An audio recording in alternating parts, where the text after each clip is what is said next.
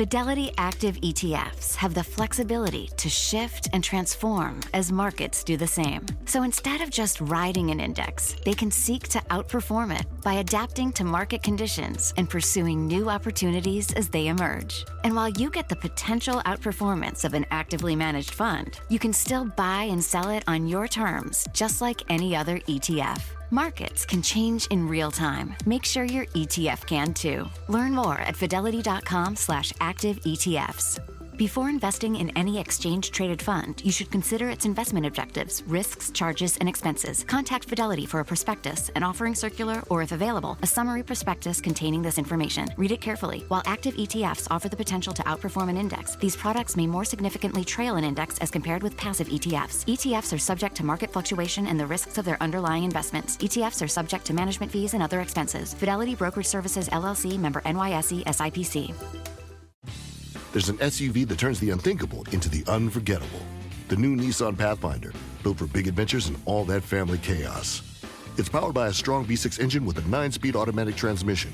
Inside, it's rugged and capable, but still premium and tech-forward, with room for up to 8 passengers. It's also available with 7-passenger seating and second-row captain's chairs. With massive hauling capability, now you can bring all the gear you and your family need for unforgettable adventures. The new V6 Nissan Pathfinder. Power your adventure. This is Money Moves on VSiN, the sports betting network.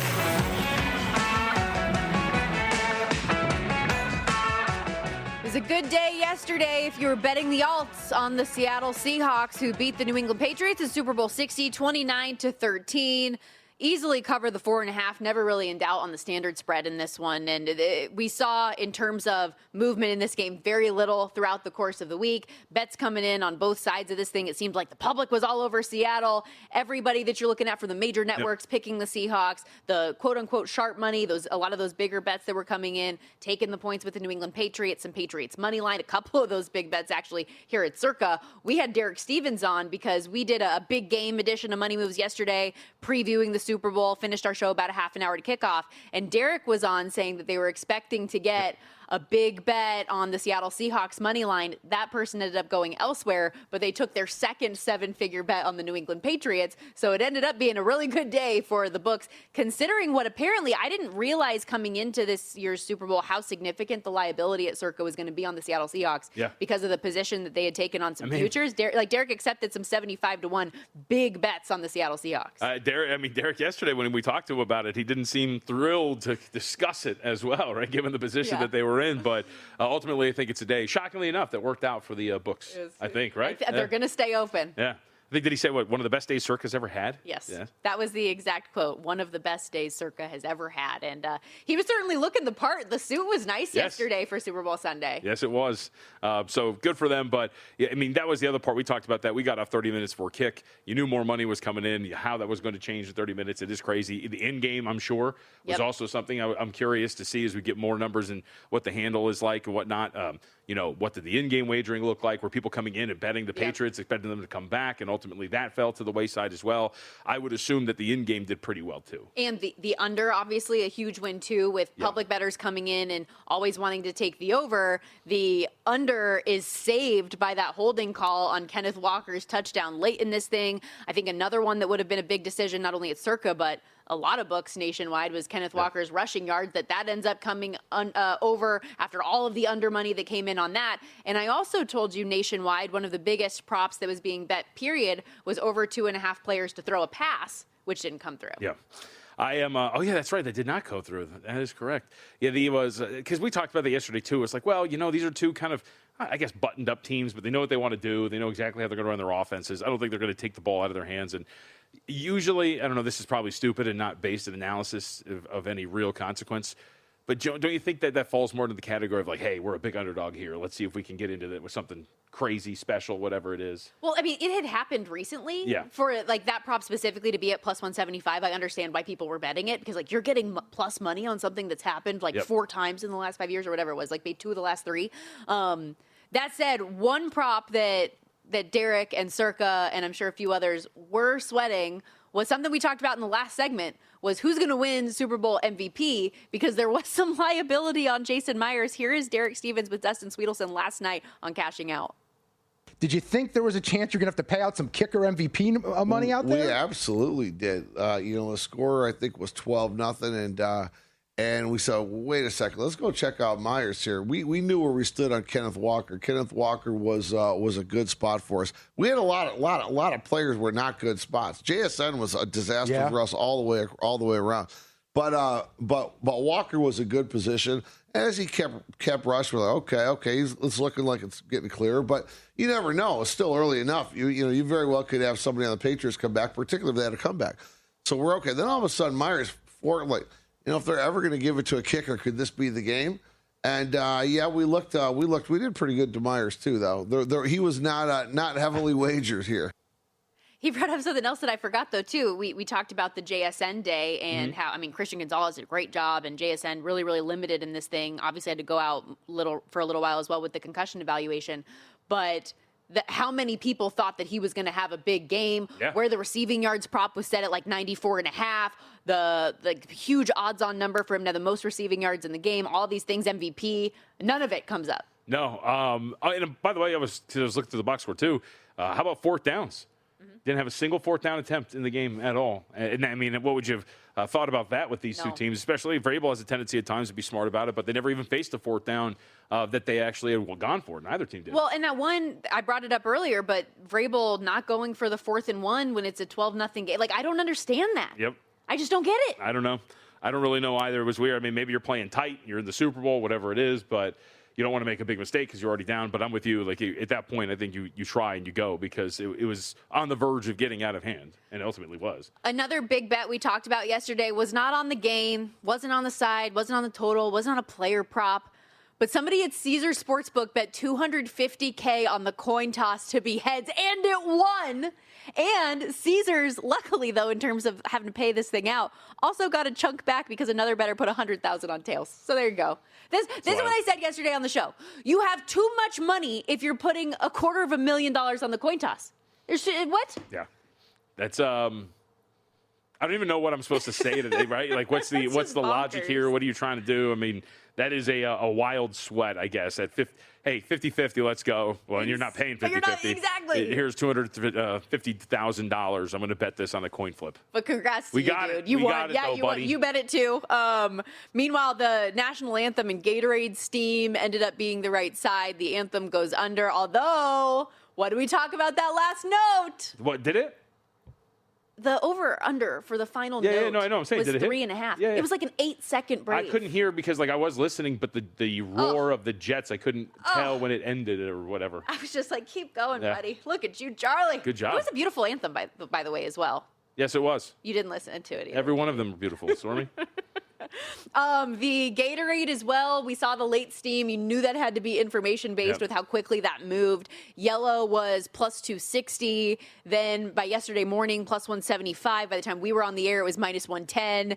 And in the fourth quarter, they show it getting stirred up in the back, and yellow Gatorade ended up cashing there as well. The halftime show for your boy Bad Bunny, the favorite in Titi Me Pregunto, cashes for the first song. I don't and can't bet a lot of the halftime show props that are out there, right? But I wonder how some of the stuff gets graded in terms of the guests. Because, and if you're an offshore book, you can kind of pick whatever you want to do with that, of course. The dangers of betting on those sort of things. Correct. But Cardi B obviously wasn't a performer, but she was there and on stage, and they had a bunch of famous people there. Lady Gaga was the only person that joined what's his face? Ricky Martin? Ricky Martin, yes. Lady Gaga and Ricky Martin were the only co-performers, but I don't know how that gets worked out. That's why you tread lightly when you bet those sort of things, because you're right. You could do whatever you want. There was a big controversy many years ago. I believe it was about Beyonce and cleavage, if I remember correctly. And they didn't want to pay those out. So not Janet Jackson and no. That was a little bit more than cleavage. That's the most memorable halftime show of all time. Some would argue Prince was also very memorable in the quality of the performance. I think people would say Purple Rain in the I was going to say I think people would say Prince was the best. Sure. And I'm sure there may be people that think the Janet Jackson experience was also the best. But it was pretty good. But very memorable. But yes, certainly memorable. I still think that the Shakira, J-Lo that whole thing. That was pretty fun. That was a good one. Beyonce was great. Beyonce could do it every year, and I'd be thrilled. In faraway places across the border there, Miley Cyrus, the favorite to be the halftime performer next year in L.A. Where are those? It's at FanDuel in Canada. Are there any other, who else is on the board? I'll have to find it for you. I just closed it. Miley Cyrus has a pretty sneaky good catalog. Yeah. I know she's not going to play any throwback Hannah Montana, but the best of both worlds would be pretty good. Let's see. None Miley of our Cyrus audience knows what I'm talking about, but it's fine. These are all courtesy of FanDuel Sportsbook out there in Canada. Let's see. Miley Cyrus, Cardi B, Taylor Swift, all at plus 440, plus 490, somewhere in that range. How did you not go full Jonathan Von Triggered, by the way, for people reacting to you saying that you liked the halftime show? That's not for this platform. It was funny. It was funny. People y'all are crazy. Like, some of y'all are crazy. That's so mean just because you said you liked the halftime show. I did. Go read through the comments. Y'all need work on yourselves a little bit here. I'll take more as well. That's fine. It was fun. And so for me, what I told you is I'm embarrassed to say I am just, you can look at me and tell I am the whitest of the white people in the entire world. When I try to speak Spanish, I'm impressed with how I said the title of that first song, to be honest with you. I did a little bit.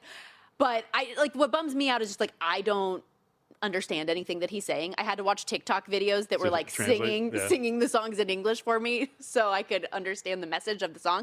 But the performance itself I thought was fantastic. Yeah, that was fun. It was very fun. The dancing was off the hook. Somebody really got married. I asked as I was watching it, I was like, those people, that looks like a real thing. Is this real? And then it came out afterwards that was a real marriage. That's wild. And I think that maybe was the reason why the third quarter was a slog as it was. I mean, only 3 points. You got a bunch of 3 and outs. Maybe it was too long of a halftime, and they were in the locker room sitting back and waiting.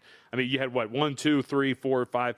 5 of the drives were 3 and outs. I saw a picture, like a meme that someone made, and it was a foot that was just beaten, bruised, broken, swollen, all of this. And it was like punters after this game. Yeah, dude. That's all they had. It was an ugly game, but hey, good defense for both teams. And I keep going back to it. New England does deserve credit. I know a lot of people are like, you're haters. It's not the case. Just think that when you analyze them, right, they're a flawed team to a certain extent, especially when you measure them up against Seattle. But New England's defense was, I thought, very impressive, man. I thought that was a really good game plan. Except, oddly enough, against the run. Yeah. Which was the thing that we were hyping up the whole time, and why Kenneth Walker's rushing yards prop was bet under as much as it was. That thing opened to 78, 79.5 yards, ended up closing 70.5, and he soars over it in the first half. Good betting day for the show. That was a nice result, going through the spreadsheet last night. The danger of correlating all your parlays is that if it doesn't go your way, you're going to get absolutely smoked.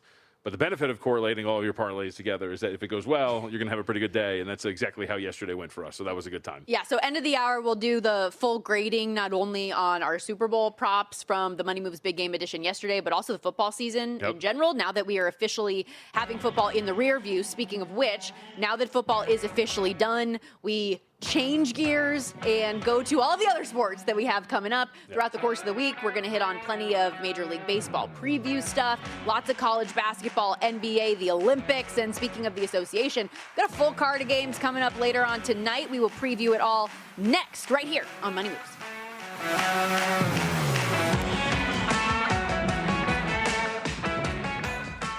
So you're listening to this podcast because you want an edge. But what if I told you you're only halfway there? You've got the mindset. Now it's time to get the toolkit to match. Here's the thing. Pro bettors spend thousands on data and tools. But what they don't want you to know is that you can get the same edge for a fraction of the cost with VSiN Pro.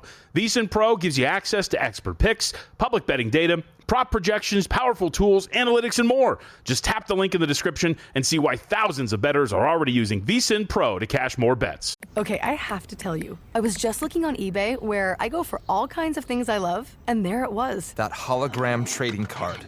One of the rarest, the last one I needed for my set. Shiny like the designer handbag of my dreams. One of a kind. eBay had it, and now everyone's asking, ooh, where'd you get your windshield wipers? eBay has all the parts that fit my car. No more annoying. Just beautiful. Millions of finds, each with a story. eBay. Things people love. There's an SUV that turns the unthinkable into the unforgettable. The new Nissan Pathfinder, built for big adventures and all that family chaos. It's powered by a strong V6 engine with a 9-speed automatic transmission. Inside, it's rugged and capable, but still premium and tech-forward, with room for up to 8 passengers. It's also available with 7-passenger seating and second-row captain's chairs. With massive hauling capability, now you can bring all the gear you and your family need for unforgettable adventures. The new V6 Nissan Pathfinder. Power your adventure.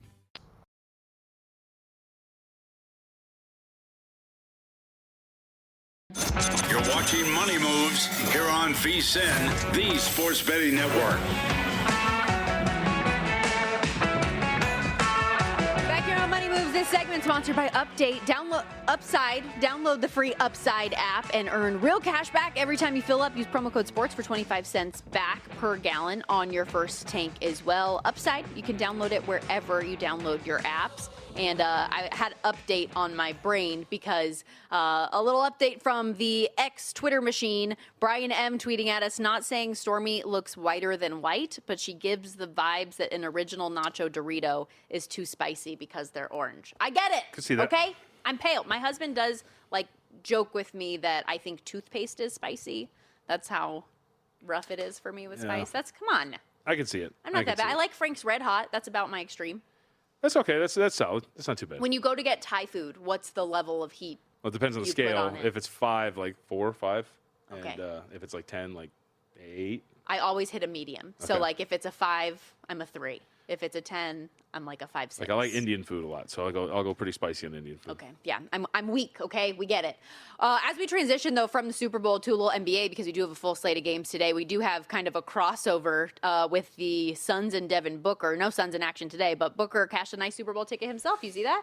Yeah. What did he bet on the Seattle? And bet $1 million. Kylie? Kendall bet $1 million on the alt spread Seattle minus 3.5. That ended up coming home, got him a $800K back. But yes, Kendall was on the Patriots, and so they were at odds. But her commercial was good, though. I did not see it. Was well, it good? I mean, you saw the preview of it. Okay, yes, I saw that. What show was that? Jimmy Fallon or something like that you were watching the clip of? Yeah, whatever it was. I just like the line at the end. It's not even my last name. Yeah, it was pretty good. It was cute. What was I going to say here? If we're going to talk NBA, we do have to give the most important update at this point right now. Yeah, we do. Tonight is a very big night. Yeah, it is. In the association, as the Charlotte Hornets, the hottest team in the NBA, put their winning streak on the line against the Detroit Pistons, where not only is another win to extend this now, 9-game winning streak that the Hornets are on. It would be 10, right? Because they're on 9. That's what I'm saying. So 10. to extend this 9-game winning streak, but also a victory tonight officially clinches the over on the win total for the Charlotte Hornets, where we're at. And it's just a big game. We talk about this all the time. There's the win-o-meter. We just need one more. Kelly Bidlin sitting on 30-plus, so we got to get there as well. But it's also just a big game in the grand scheme of things. The Hornets, over the weekend, got a massive win over the Atlanta Hawks, as we were texting about. Big for the division. I know Mitch Moss, we've talked about this on Pod of the Futures. I think he's got some long shots on them to win that division, and it looks like they are going to win this thing potentially, given the way that they are climbing up the standings and doing it fast. And now you get a good test. Okay, you look like a dangerous team. You've got the best lineup in the NBA, and here you are catching just 2.5 now. Yeah. You talk about buying low, selling high, and the power rating and all of these. Look at that. Just 2.5 against the Pistons here today. It's going to be a very interesting game. Jalen Duren probable to play. We're not going to have Ronald Holland out there, but everybody else is a full go here for the Detroit Pistons. So this is going to be a great game. So I was going to say, not to be a total downer, as much as I would love for it to cash today, and they are at home, and they have been hot, and they have been the best offense in the NBA over the stretch.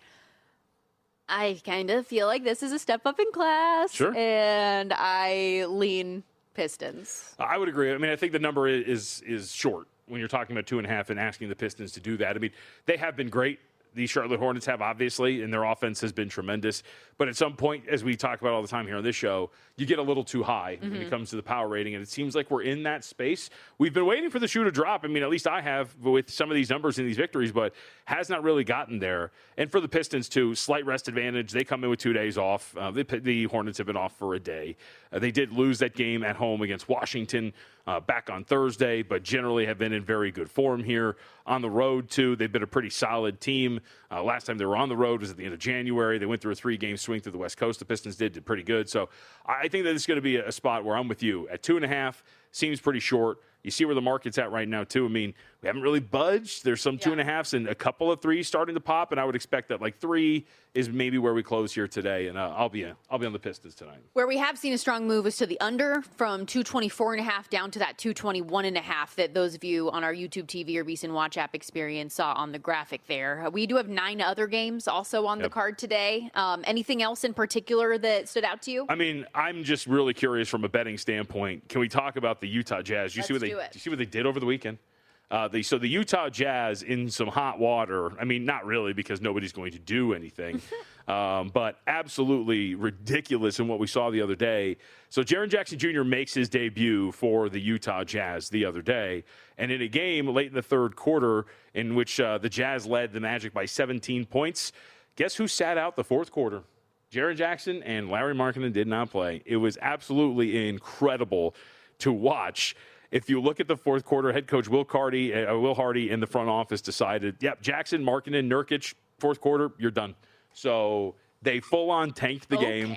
They lost 120 to 117. So I do wonder, when you talk about this Jazz team, man, it is going to be fascinating to see down the stretch what they do at these games. It is going to be an absolute madhouse tracking them from an in-game standpoint. How often are they going to do this? The NBA won't do anything to really punish them. So is that a team that, like, as a bettor, you stay away from? I think you have to, don't you? I mean, Keontae George isn't playing here. By the way, we're going to take a hit on Most Improved because he's been dinged up. Yep. And I think they're going to do everything they can to say, hey, buddy, like, just why don't you rest here a little bit?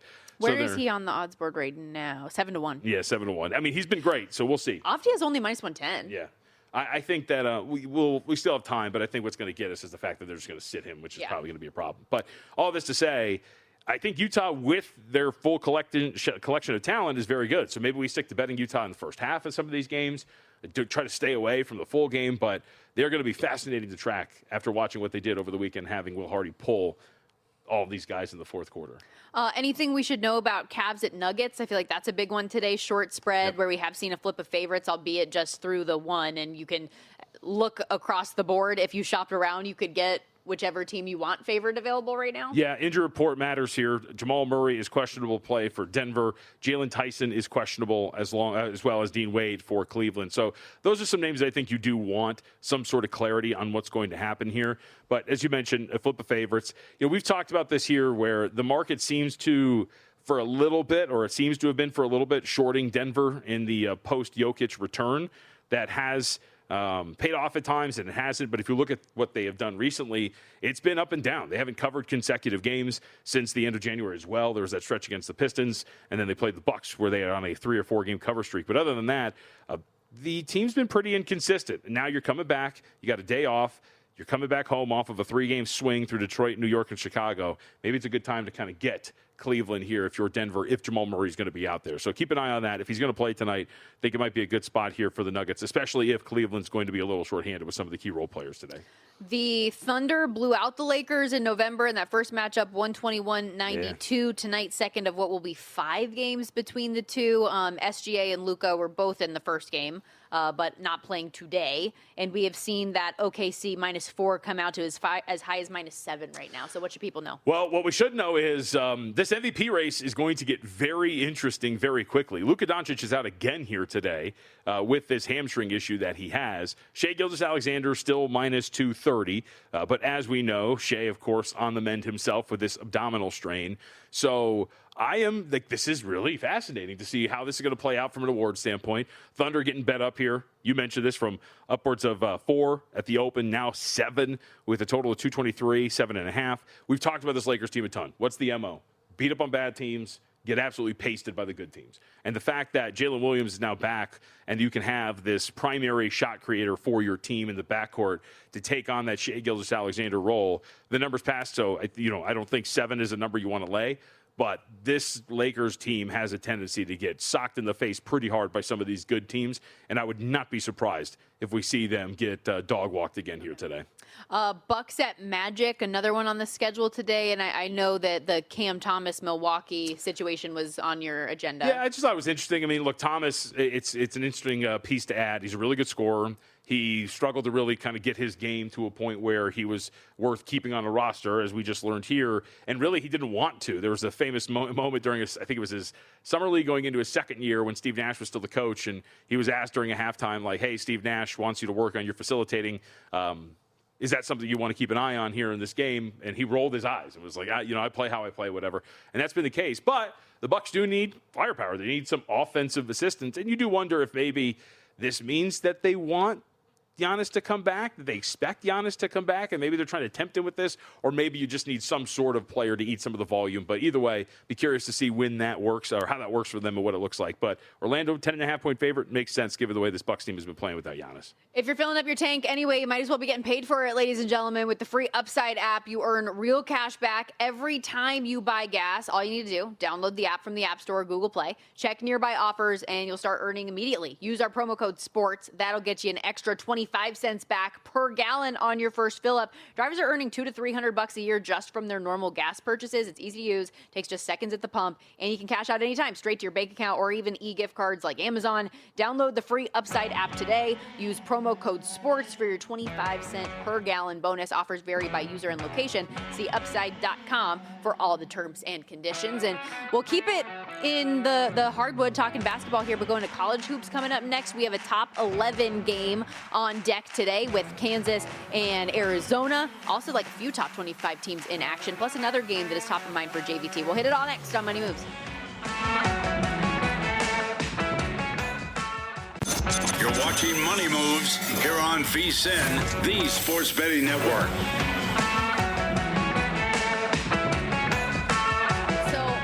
Spent my commercial break was trying to find places to see if I could live bet any Olympic women's hockey. You find any? To no avail. Could not find anything, unfortunately. But I mean, I feel like there's opportunity right now in the first intermission.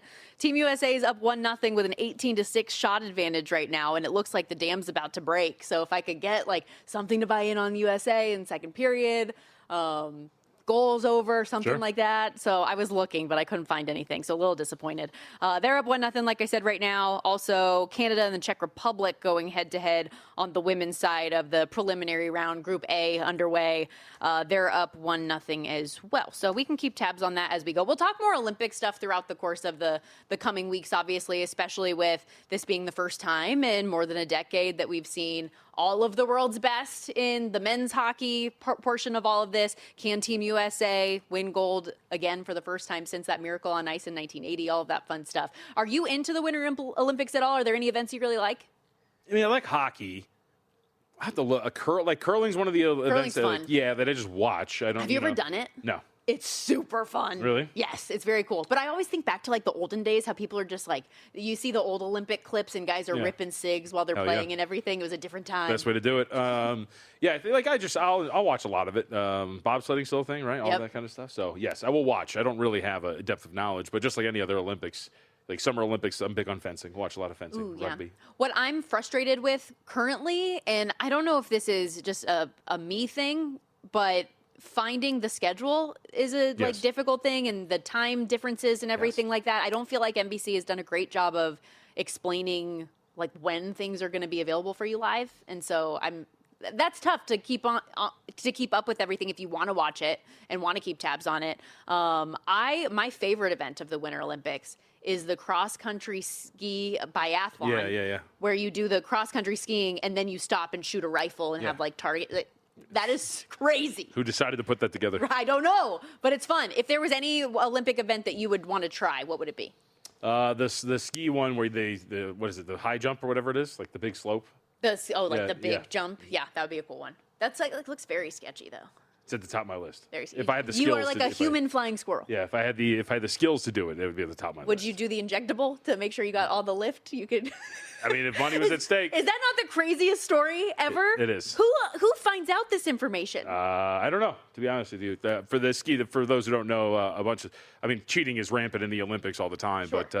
But those that we're talking about at these events, they were injecting their groins, we'll call it, with certain substances to make themselves more aerodynamic, I guess? No.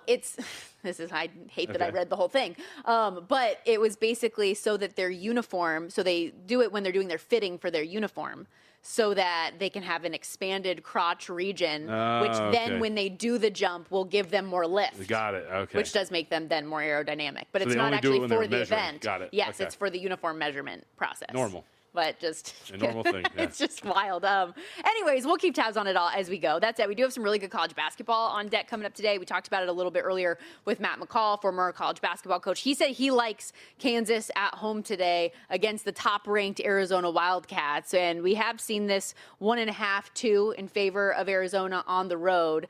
but that environment is going to be a little crazy out there in Lawrence. Do you think that could tip the scales, as Matt told us earlier? Yeah, I mean, it could. I mean, we know, obviously, how good these home courts can be. We know how dangerous they can be for some big dogs to go out there and perform at a suboptimal level when you get caught sleeping against a certain opponent, right? BYU learned that the other day when they went out to Oklahoma State, and they lost that game to the Cowboys. So going out into a loaded environment like this with a team that has the best player in the country in terms of skill and talent, and Darren Peterson, is going to be a very big test for Arizona. I tend to still, I lean toward Kansas here at home. I feel like they're strong enough, as we have talked about. The home court is strong enough to catch an Arizona team that, again, undefeated on this crazy winning streak, continuing to just dispatch opponents with relative ease. Just talked about the Cowboys, just swatted them aside, 84-47. This is the start, though, of a tough stretch for Arizona, and I think that you might fall flat on your face here at home. You got a 2-game home stretch coming up against Texas Tech and BYU. I think Kansas coming back home here, even on their own win streak of 7 games with Peterson out there. I think they're going to be able to get this done in the coin flip. Texas Tech and BYU, just look at the next couple weeks. Yeah, of course. 6 of their next 7 games are all against top 16 teams in the country. At Kansas tonight, host Texas Tech, rematch of what was a 1-possession game with the Cougars. At Houston, brief reprieve against Baylor, but it's still on the road. And then you host Kansas and Iowa State. Yep. Like that, we talked about how good the Big 12 is, how scary that conference is, but to have to go back to back to back to back to back like that is rough. What's going to be interesting here is the rebounding battle is going to be huge. Against Big 12 opponents, Kansas has done next to nothing in terms of getting second chance opportunities. They rank 16th in the Big 12 in offensive rebounding rate. Meanwhile, Arizona is the best defensive rebounding team in the conference, and they generate their own second chance opportunities themselves at a very high rate, 5th in the country in offensive rebounding. This is a team that's pretty middle of the pack in terms of Kansas when you're talking about overall rebounding. So that's probably going to be pretty big here. If Kansas can't force turnovers, which they don't do, and they can't generate second chance opportunities, possession battle is probably going to be pretty big in favor of Arizona, but we'll see if maybe just the singular talent can get them through here in the situation in the spot. Wildcats a perfect 23-0 coming off a dominant performance against Oklahoma State. Kansas, since that weird loss to West Virginia, 7-0 straight up, 6-1 against the number, which included wins and covers against Iowa State, against BYU, and Texas Tech. Big picture, plus 425 to make the Final Four. They are a 19-1 shot to win it all. Arizona, your favorite, at 4-1 to win the national championship this season. Xavier at number 22, St. John's today. We talked about the big spread. Yeah. 15.5, the number I'm seeing out there, total 160.5. We, again, spoke about this with Matt, but since the loss to Providence, 9 straight wins for St. John's, covering in 3 straight, 7-2 ATS in that time, but they are coming off the upset win over UConn on Friday. Would that concern you at all, laying such a big number in this spot? Yeah, I mean, situationally, one would call this a letdown. You go and you beat UConn, like you mentioned, on Friday, and then you have to now come and play host to lowly Xavier. I think that this is – and here's the thing. I think letdowns are, I guess, misconstrued to an extent. You could call it a letdown. You could call it, hey, team's power rating gets increased after a really big win, and so you get a situation where the number is probably a little too high the next game. I don't know if St. John's themselves actually plays at a lower level or if it's just that the market gets a little bit higher because of an adjustment after a big win, and there you get the non-cover. So situationally, the play here would be Xavier. I just don't know if there's any redeeming qualities in this matchup that would make you think that this is going to be a comfortable watch for you. Offensively, Xavier, 9th in the Big East. They've been awful there. You talk about poor offensive rebounding, the inability to get to the free throw line. All of those are issues here for a team like Xavier. They can shoot the ball relatively well, and St. John's, oddly enough, opponents in Big East play, Stormy shooting 38% against them. So maybe that's going to be something where Xavier can find themselves inside of this number. But situationally, it would say Xavier plus 16.5. I would say I don't want to sweat that up. And that's a good point. I said 15.5. There are a couple of those out there, but that consensus number is 16.5. Yeah. So the money is moving more toward the Red Storm. The only other nationally ranked team in action today, number 24, Louisville, hosting NC State, laying 6.5 where things sit right now, total 161.5. And after that ugly loss for Louisville at Duke not too long ago, they have bounced back, won 3 straight. Only covered in one of those games, though. Not a great cover team in general since the calendar flipped to 2026. JVT just 3-7 ATS in that time. NC State, meanwhile, strong cover in numbers. They had a push on the 9 against Virginia Tech the other day, but covered in 5 straight and 6 of 7 prior. Decent favorites in each of those games. Now a road dog. Anything that stood out to you here? I just want to watch this. I mean, this should be a fun game. I really am looking forward to seeing how these two teams are going to play each other. I mean, NC State offensively, one of the most efficient offenses in the country at this point, fringe at top 20. Louisville's a top 30 defense, so who wins out in that battle? The fact that NC State doesn't really turn the ball over a ton is great. That should really help them out here against a Louisville team that struggles to generate turnovers in its own right. And what does Louisville's perimeter defense look like? In conference play, ACC opponents are shooting 37.3 against them. This is the best three-point shooting team, in the conference in NC State. And are they going to be able to burn Louisville with a leaky perimeter defense? I think it's going to be one of the big things to watch here. So I'm looking forward to it. Didn't have a bet, but I am looking forward to this. And as we kind of shift in our brains, the sports calendar, getting into more college basketball, NBA, Major League Baseball is going to be here before you know it. This is actually a really good time to be a VSiN Pro subscriber if you're interested. I mean, March Madness is going to be here before you know it. And if you sign up for a VSiN Pro subscription right now, you're going to get access to all of our daily articles, the picks from our hosts and guests. You get real-time DraftKings and Circa betting splits, our AI-powered prop tools, 24/7 video, plus our betting guides, which include that March Madness betting guide, the MLB betting guide, Major League Baseball guide dropping February 17th. VSiN.com/subscribe is how you can come join us. You can get started for just $9.99 today, or save 50% when you do that annual subscription. Get unlimited access to everything. Don't miss out. This is the best stretch of the year. VSiN.com/subscribe. Again, that's VSIN.com/subscribe. It is kind of weird putting a bow on the football season, that it's done. I said it earlier when the regular season ended. I feel like this year has gone by really quickly. I mean, you know why? Why? Because I'm your co-host now. Oh, yeah, that's it. That's it. No, this has been a fun year and a profitable year, too. So we will, on the other side of this break, go through our final Super Bowl bets, grade everything, and our final grades for the NFL this year. See how we did. Stick with us. Wrapping things up, best bets as well, coming up after this. Final segment of Money Moves on VSiN, the Sports Betting Network, on a Monday.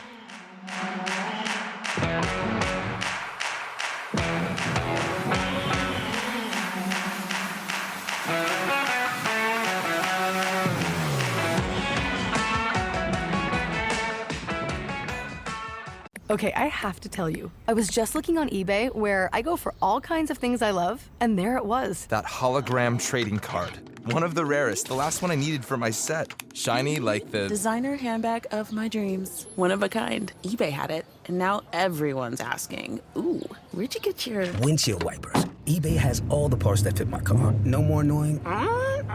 Just beautiful. Millions of finds, each with a story. eBay. Things people love. There's an SUV that turns the unthinkable into the unforgettable. The new Nissan Pathfinder, built for big adventures and all that family chaos. It's powered by a strong V6 engine with a 9-speed automatic transmission. Inside, it's rugged and capable, but still premium and tech-forward, with room for up to 8 passengers. It's also available with 7-passenger seating and second-row captain's chairs. With massive hauling capability, now you can bring all the gear you and your family need for unforgettable adventures. The new V6 Nissan Pathfinder. Power your adventure.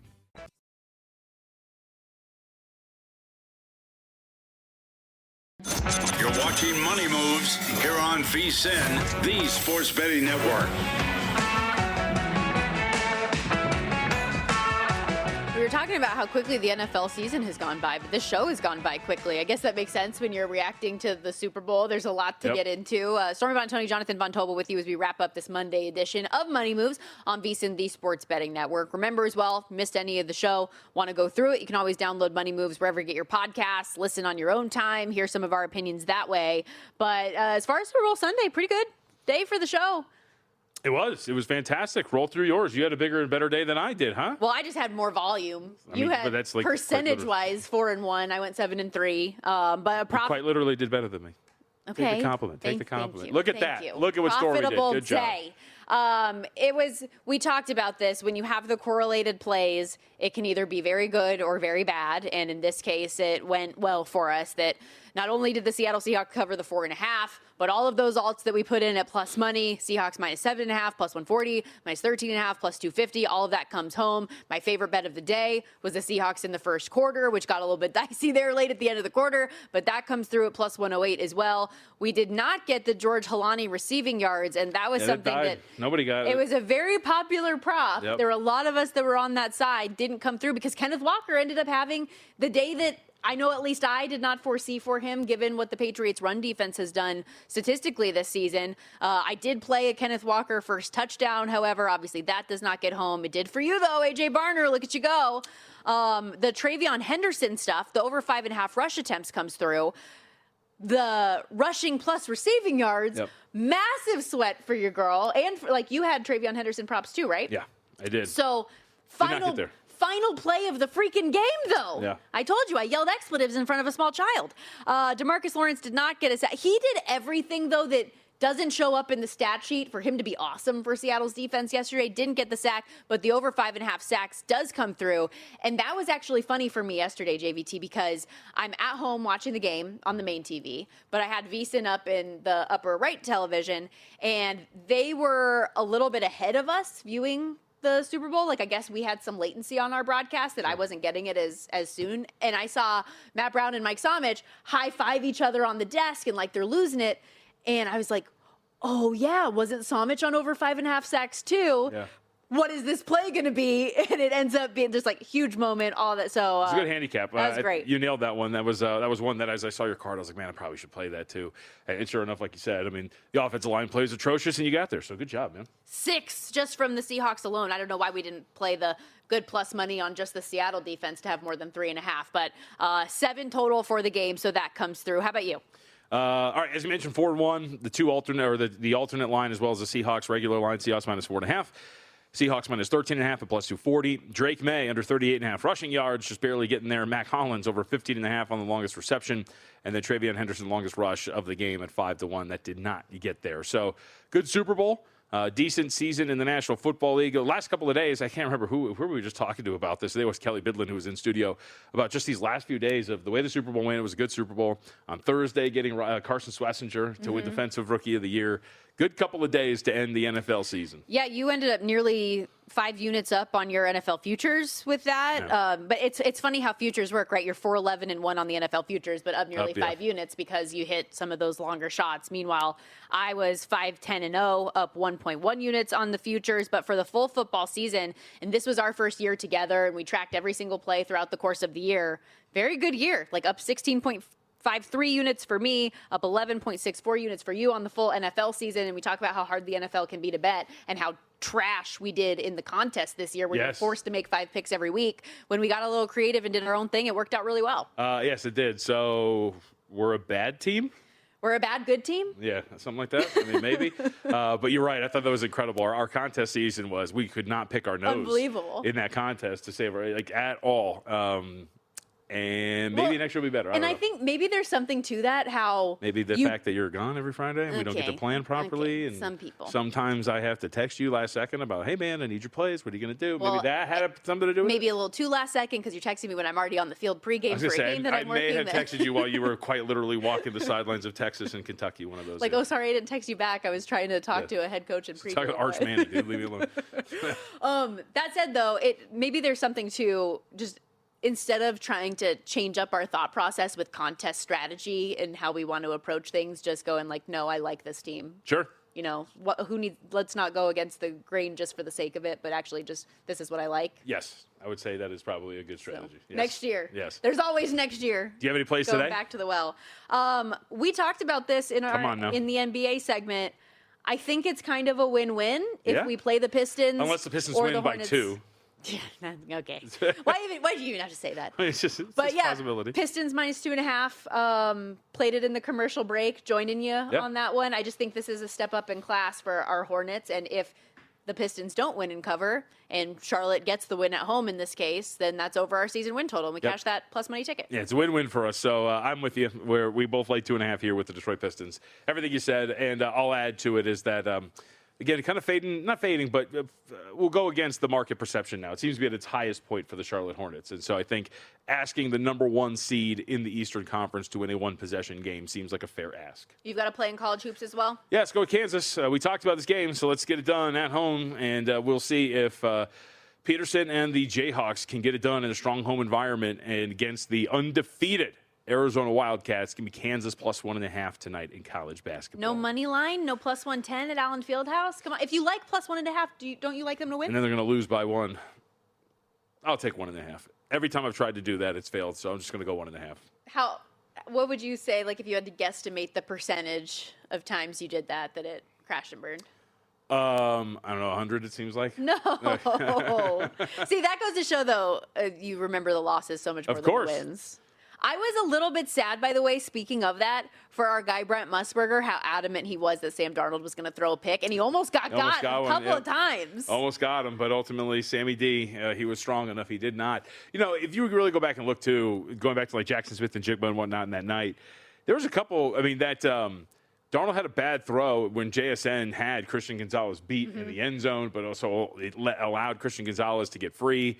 I think there was another was Darnold hit on a throw as well, if I remember correctly. He had a guy running. I think that was Jackson Smith and Jigba, but he had overthrew it because he got hit. So it could have been a stronger day for JSN. And I could be sitting on a Dodgers to win the World Series at like 53-1, but I do not. And I forgot your fun play with Indiana. Yeah, Indiana money line parlayed with JSN at 15-1 to win MVP. So that would have been like 20-1 or something like that. You know, I did the earlier, if I told you JSN did this and this, what would you think? Yeah. Let me give you another one. If I told you this time last year that Sam Darnold was going to be a throwaway for the Minnesota Vikings, but he was going to go on to win a Super Bowl this year, like, how crazy would you think I was? I know, right? I mean, not even just like a throwaway, just this guy's going to win the Super Bowl, man. Period. Yep, and they're going to be great doing it, and they're going to be dominant doing it.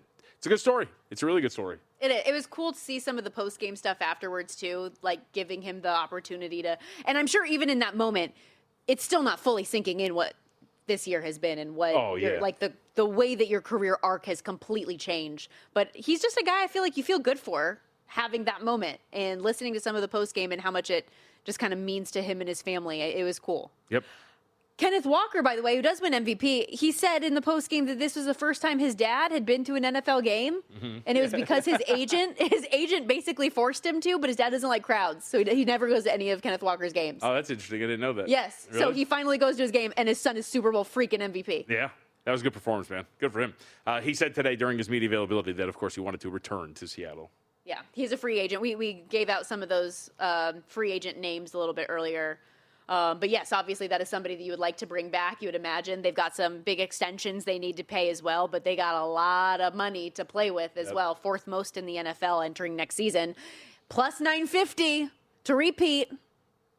I think they should be the favorite.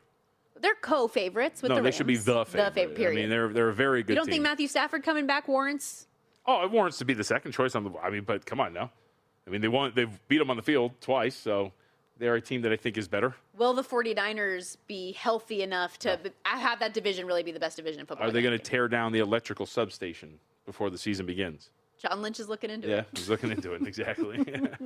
That was something I didn't, I wasn't paying attention to the, will the announcer say this stuff enough? Did they bring that up at all? I have no idea. I don't think so. I don't think so either. It probably would have been. I mean, I thought I was listening pretty intently, but I don't know. What we haven't even really covered today either is probably the anarchy that was all of the prediction markets and the markets that were available, and what was said, what wasn't, and what cashed and what didn't, and how things were graded. There was just too much. Yep. Absolutely too much. And probably not great. I would imagine. Yeah. Yes. Meanwhile, I'm still just for as well as our actual bets did. I'm still most excited for a bet I couldn't make in the over 3.5 for the Brave on the national anthem. Yeah. Just what a banger! What a banger, Charlie. Okay, that's a wrap for us today. Thanks everybody for hanging out as always. But stay tuned tomorrow. We'll be back on same time, same place, and we are really moving out of the NFL and into everything else. So taking those steps forward. Although we are done, Follow the Money is coming up next. You got Mitch and Polly holding it down for the next 3 hours. Again, talking through what cashed, what didn't, their reaction to Super Bowl 60 and more. Have a great day, everybody.